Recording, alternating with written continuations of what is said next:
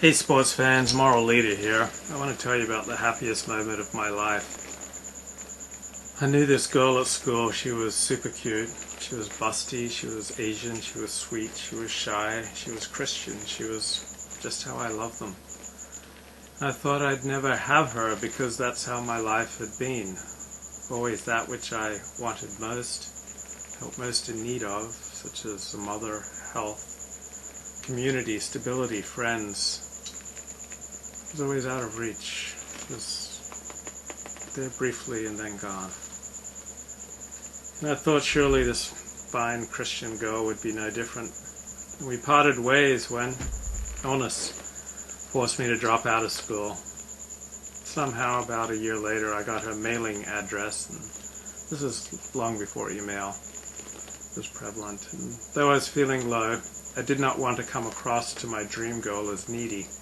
So I limited myself to writing to her once or twice a year, and about half the time she wrote back to me.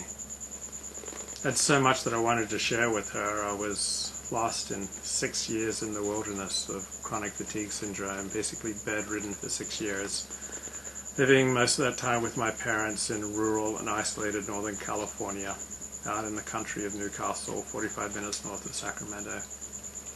I wanted to tell her about my desperation and my fear and my loss of hope.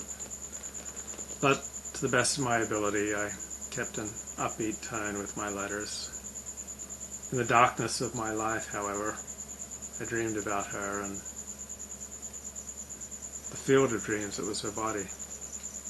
I'd never had a busty girlfriend, you see. God hadn't blessed me that way. So the years rolled by and I feared I'd never get well.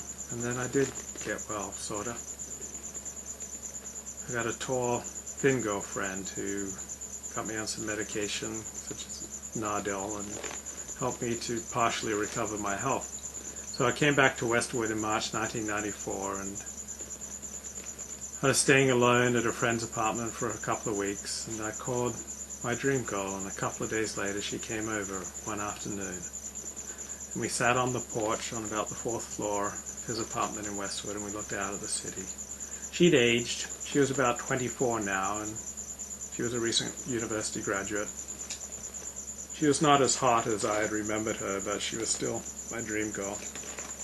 And as we sat in the sun, I did something very unusual for me.